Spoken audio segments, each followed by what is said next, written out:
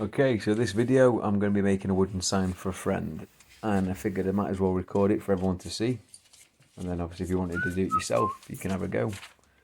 It's pretty straightforward, so I'll get back to the video and let you see for yourself.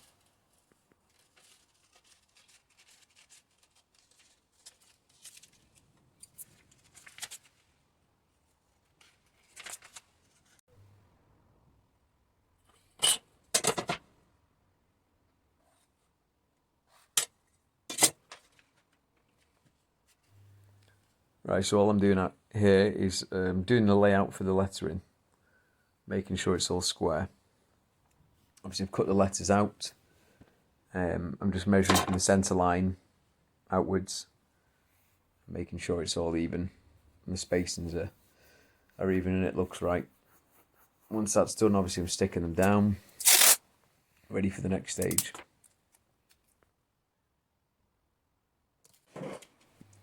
Okay, so the lettering's stuck down here, and all I'm doing is going around with the Stanley knife and just cutting them out. Basically turn them into stencils, ready for the next stage.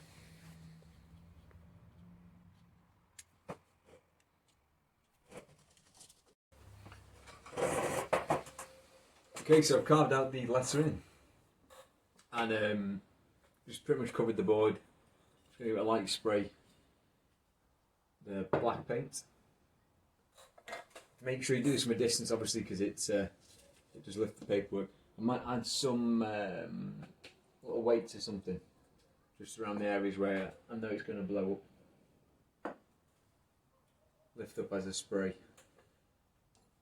This just makes, normally I'd use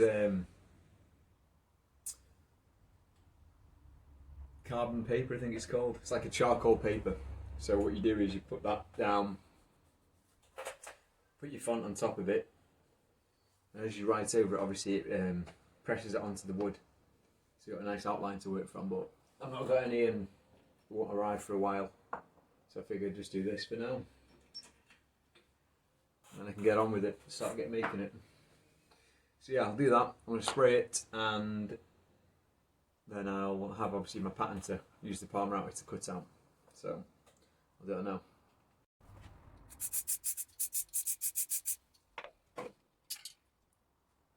There's plenty of better ways of doing this, I'm sure, but this is just so I get done today. So plenty of people like to tell me in the comments, you know, if you find a better way, do it that way. It's just something I'm doing, and it works.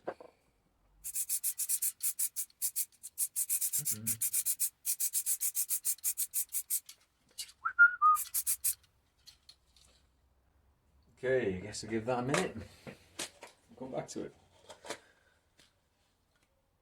Okay, so that's now spray painted and obviously peeled it all off.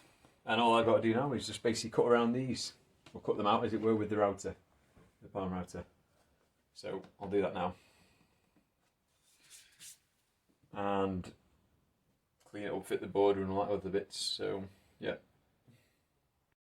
Right, so here's the palm router. All I'm going to do now is, I've set up the tool, it's just a little straight bit. Can't really see it very well there. Nope. I'll show you in a bit. I'll dig out the tool. It's a 1/4 inch shank.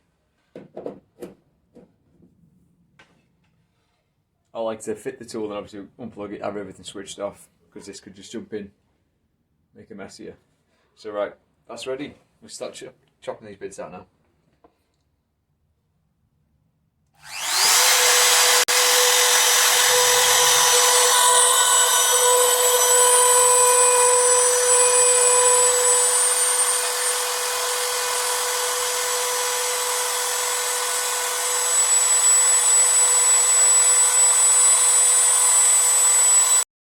Okay, so the lettering's all been carved out now with the Dremel, or the router should I say, and I'm just cleaning them up with these. I'll focus, I don't know, just little hand carving chisels. They're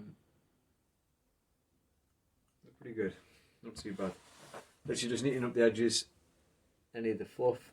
You can do, which I found last time, run a blowtorch over it. And all like the fuzzy bits where it's obviously torn up, lifted up the grain, kind of just burns them away, and then you can run the sander over it and it's fine.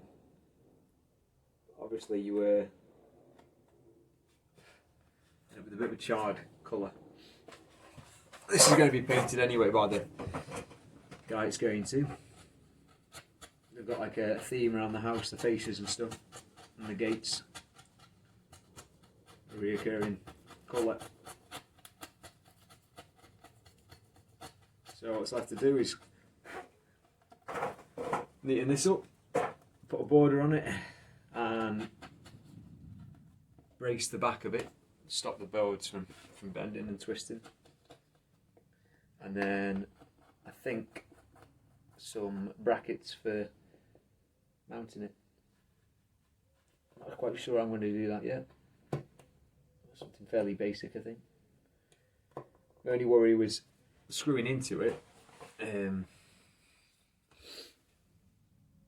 nails will eventually pull out. It takes a beating against the wind and that. So, an alternative is obviously to bolt through it.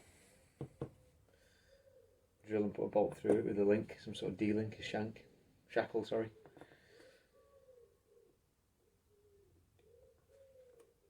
Work something out. This is just basic refining the outline. It's fairly straightforward. Just cut along it like that,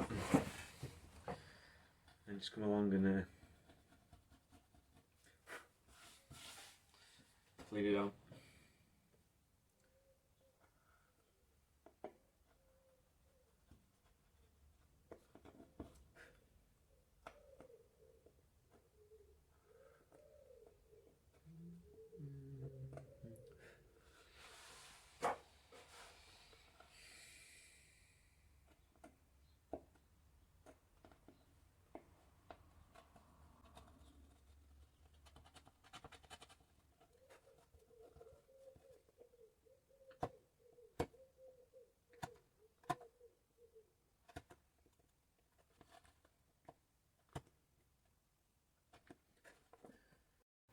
There you have it.